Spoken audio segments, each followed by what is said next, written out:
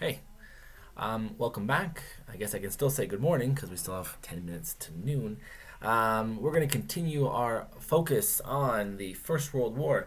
Today we're going to, I guess you could say, have a more Canadian feel to it because we're on student activity 21. This is page 23 of your booklet, The Foundation of Canada's National Interests from the Great War. So today, the question that we're going to focus on is what events during the war were foundational to Canada's national identity. So I kind of introduced them yesterday. Today we're going to really focus on some people and some places and some battles. Hopefully, yet you had a chance to watch yesterday's video. In the description, I put in a video of who Arthur Currie was and who Billy Bishop was.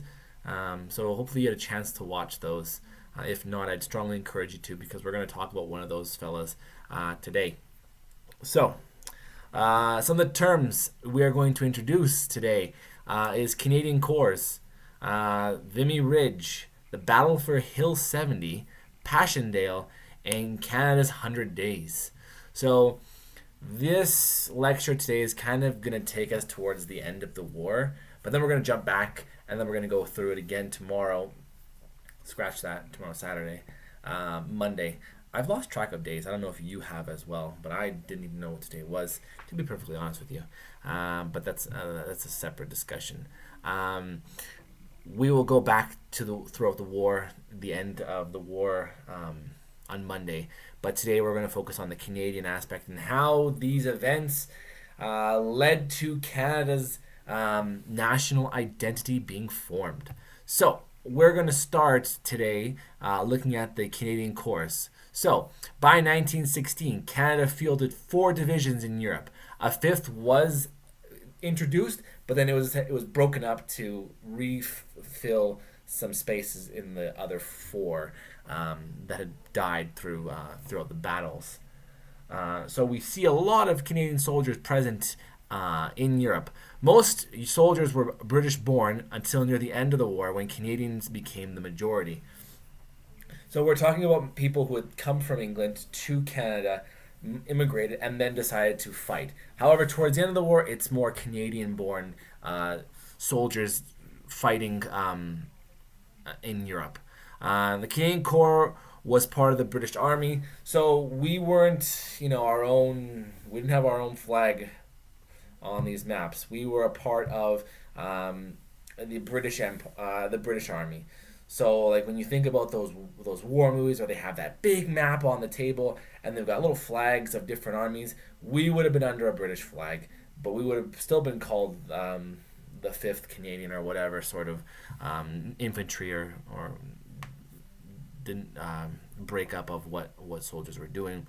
The corps were commanded by British generals from 1915 to 1916 by Edward Alderson, and then from 1916 to 1917 by Julian Byng, until a Canadian-born general, Arthur Currie, took command in 1917.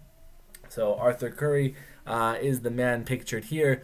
He will, for the last 2 years of the war, he will be leading those Canadian Corps. So we went from Canadian soldiers being led by a British general to Canadian soldiers being led by a Canadian general. So this starts to get the ball rolling on a national identity. Because if we're talking about things like propaganda and you want to make the war look good to Canadians, you show them that there's a Canadian general leading Canadian soldiers into battle. This will really help strengthen that sense of we are Canadian and we are doing our part to defend the world from these monsters that the propaganda has also created out of the Germans, the Austrians, and the Ottomans and all their allies. So Currie was a pre-war gunner in the Canadian militia and remarkably rose to the command in the Canadian Corps. So he was a homegrown soldier in the Canadian Corps who rose up the ranks. He is regarded as one of the finest Allied Corps commanders during the Great War and arguably Canada's finest military commander. So he is going to lead the Canadian soldiers through some of the most iconic battles in Canadian history, which, and like we talked about yesterday, these battles are going to cement Canada as a major player in the world. That is why when the war ends, we are going to have our own separate representatives go to the peace talks because of what we're going to talk about today. So the Canadian Corps divisions were oversized, 25,000 soldiers each, opposed to the 15,000 of the British division. So we had a lot of people represented there, and we were going to use them when we went to battle. So one of the first and one of the arguably the most important battles for Canadian identity is the Battle of Vimy Ridge. So part of the largest Battle of Arras, hopefully I'm saying that right, which is part of the larger Neville Offensive. The Battle of Vimy Ridge in 1917 has become a component of Canadian national identity. Before we go any farther, this picture here is of the Vimy Ridge Memorial. If that looks familiar to you, if you're thinking, hey, where did I see that last? You probably saw it on the $20 bill. That is the image that is on the $20 bill. So one of the most widely circulated banknotes in Canada has the Battle of Vimy Ridge represented on it. So 4 Canadian divisions fought together for the first time to take the formidably defenses on the ridge. So like I said yesterday, the French had attempted it, the British had attempted it. They could not break the German resistance on this ridge. The Canadians come and they are able to break it. So it was a notable victory because it was carefully planned, extensively trained, as well as technically and tactically innovated. So the Canadians, they changed the game. And they're able to break the German resistance, and the Allies could not. So this is one of the first, okay, so now the Canadians are starting to look a little bit more stronger and more useful to the Allied cause. So after the war, 250 acres of the former battlefield is a memorial park and site of the Canadian National Vimy Memorial. The reason that it is so is because 3,598 Canadian soldiers are killed and 7,004 are wounded. So a lot of Canadian blood was spilt on this battlefield. So they've commemorated it as a monument to this battle. So it is a crucial part in Canadian history. And if you ever have a chance to go visit, I would strongly encourage you to do so. So on slide 104 here, this is where you can watch part 7 of the Great War. So please make sure you've been watching each of these.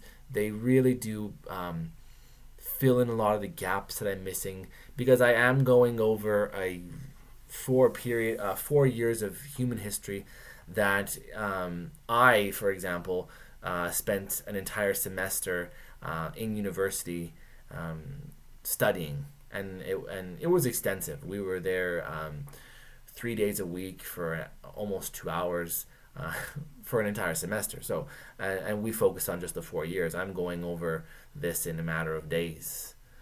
So it is a crucial part of our history. And if you're curious about it, I can focus your attention on some books that might do, if you're interested, will do you it some justice. So, moving on, the Canadian Corps is tasked with drawing the German reinforcements in another battle from the Third Battle of Ypres.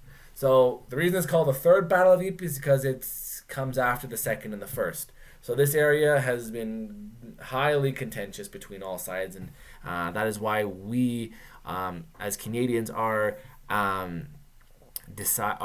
asked to get involved. So General Currie decides to take an area designated known as Hill 70 on Allied maps and hold it against the German counterattack. Because remember, we're in the Western Front here. So battles are going like, one day the Germans will push, then the next day they'll be pushed back. So it's really a back and forth. So what the Canadians are hoping to do is to take and to hold. So the plan works, removing 25,000 plus Germans from the larger battle. So they're trying to divide the German forces. They are successful. However, we do see almost 10,000 Canadians are killed or wounded. So 9,198 soldiers killed or wounded in this battle. So again, we are showing that we are willing to sacrifice when we are asked to be involved in battles, which is really unfortunate for those who die. But if we look at it as Canada building who we are as a nation, we are really our nation, our national identity is born from the blood of those who sacrifice themselves, and Vimy Ridge and Hill 70 are two examples. The next one is the second Battle of Passchendaele. There is a movie that was done, and it was actually made in Alberta, called Passchendaele. If you want to watch it, you can. It's a very well done movie. I had a chance while I was in university to actually meet, and our class met and had a talk with the director of it. So it was a really well done movie. But let's focus more on the historical battle. So the Canadian Corps relieved the 2nd Anzac Corps. So the Anzac is the New Zealand and Australian divisions of the British Army, and is tasked with taking the high point around the town of Passchendaele.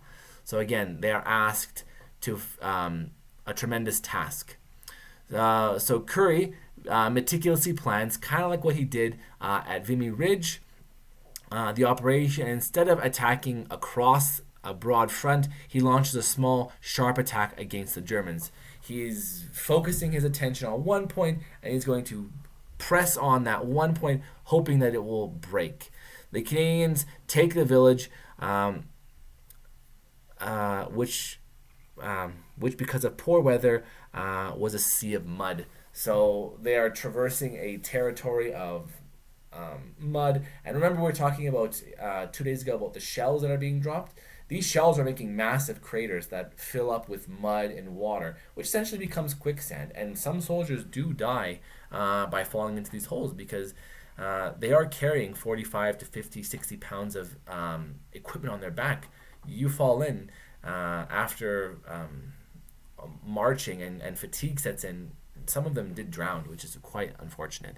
But that focused attack is able to break the Germans, and they captured the village. However, this is probably one of the largest casualty counts for Canadians. We're looking at a 15,654 Canadians, were killed or wounded in this battle. So again, Vimy Ridge and Passchendaele, and Hill 70 as well. These are three episodes in the war that define the Canadian contribution.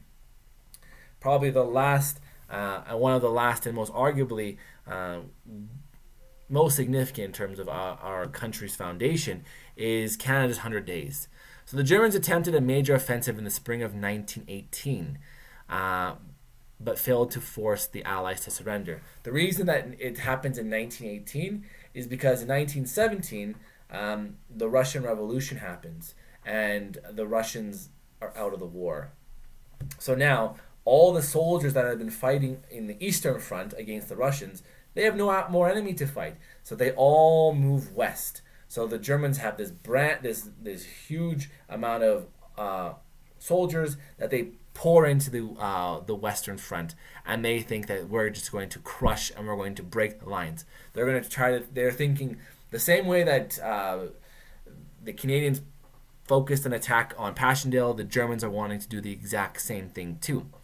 So the Allies' counterattack begins in August. And for roughly 100 days, the Canadian Corps led the British campaign against the Germans. So we've taken not just the back seat, we're taking the lead role, because the British, they're not blind. They saw what happened at Vimy Ridge, Hill 70, and Passchendaele. the Canadians are really willing to get involved in this conflict.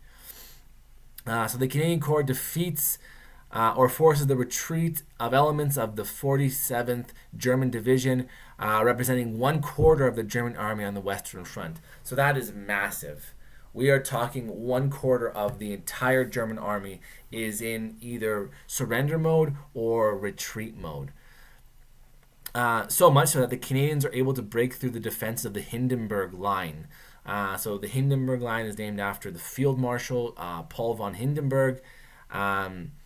And it was seen as almost this line that, this line is where Germany is going to defend, and it's not going to be broken. When it's broken, the morale of the German soldiers is shattered. It is a crushing blow, and it does show again. This is huge in terms of Canadian national identity, and from a propaganda point of view, when you're hearing these stories, it writes themselves. You show posters, and you can whip up the spirit and the feelings in Canada, and to get more people to join the war. These are stories that you tell them. You're looking for glory and excitement. Look at what we're doing in Europe. This could be you. But what these posters wouldn't tell you is the casualties were extremely high. 45,835 Canadians, 20% of the entire Canadian Corps, is killed or wounded in these battles. Probably one of the most tragic is, if you're following along in the slides, is on slide 108. We have George Lawrence Price of Nova Scotia. He's killed in action at 10:58 a.m., November the 11th, 1918. The reason that this is so significant, the reason that the time is so significant, is because November 11th at 11:11 a.m., the war is over. The ceasefire is put into place. So he, unfortunately, had to wait another. If he would have waited, if 13 minutes would have went on and he was still alive, he would have not been killed. So he is probably one of the last soldiers killed during the war, and he just missed it by 13 minutes. So it is extremely sad, especially knowing that for the last 4 years, the amount of chaos that existed. So on slide 109, here's an oversimplified video of part 2 of World War I. You're going to see the introduction of the United States, which we will introduce again. We'll introduce it on Monday. So if you find it super interesting, just hold tight these next 2 days, and you'll hear about it on Monday. So that's it for the lecture. If we focus on the summary, what events during the war were foundational to Canada's national identity? Well, if we look at the Canadian Corps, these were towards the end of the war. These are Canadian-born soldiers, not just British-born. And then towards the end of the war, they're also led by a Canadian-born general who will take the lead at the Battle of Vimy Ridge, and it will be one of the defining moments of Canadian history, because they will be able to take and hold the ridge from the Germans, and like I said, the British and the French had been unable to do so. We'll see what they do at Hill 70 to help during the Third Battle of Ypres. Again, willing to sacrifice and pressing really hard against an overwhelming attack by the Germans. And then we see at Passchendaele again, they take the lead role, and yes, massive casualty loss, but again, they're getting the job done. So these battles, when we talked about national myths, and we talked about things that, stories that build the history of Canada, these are. And then with the last one, Canada's 100 Days, taking the lead against a resurging Germany who had an influx of troops come in. Again, taking the lead and pressing and breaking the Hindenburg Line. Again, a huge morale boost to the entire Allied army, not just to Canada, but to the entire Allied army as well. So these are the sort of things that you could address in that summary. So that's it for today. If you have any questions or concerns, please comment them or send me an email. A lot of you have been doing really well emailing me. I would just say one thing though. If you do email me, email the @learn account, not the CSSD one. I'd like it if all my students would focus on just doing the @learn account, just so I can know and I have it all there easily instead of having to go back and forth, back and forth. Just makes it easier for me. So that's it for today. Please make sure you're staying up to date with these videos. Make sure you're doing the quizzes periodically. If you wanted to do them all at once, you can. And make sure you do them all until you get 100%, because you have an unlimited amount of time to do them. So there's no excuse. And that's it for today. I will see you on Monday. Enjoy your weekend and stay safe. See you later.